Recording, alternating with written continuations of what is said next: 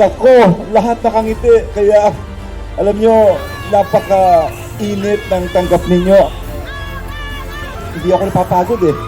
Dahil pagpasok ko dito, nakita ko kagad, para ako nasa Mandaluyong ngayon, para ako nasa pamilya ko. Ha?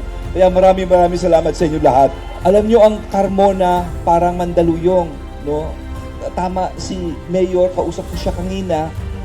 Dati po, tapunan ng basurahan ng Carmona. Pero napakaswerte nyo. Merong mag-asawang ang pangalan ay Loyola.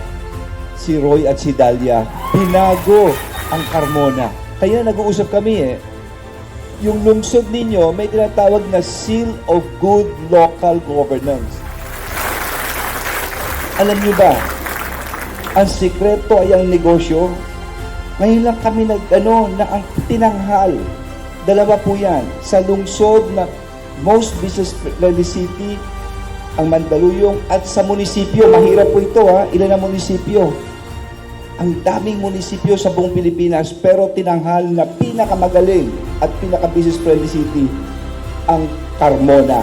Kaya nagsabay, sabi ko, kakaiba itong Carmona. Ang laki ng pinagbago. At anong sikreto? Magaling na liderato na at mga tao ng Carmona nagkaisa. Yun ang sikreto. Being proactive. Ang Pilipinas, mayaman sa kalikasan, mayaman sa tao. Kayang-kaya natin gawin ko. Importante pagkakaisa. Mabuhay ang Carmona, mabuhay kayong lahat!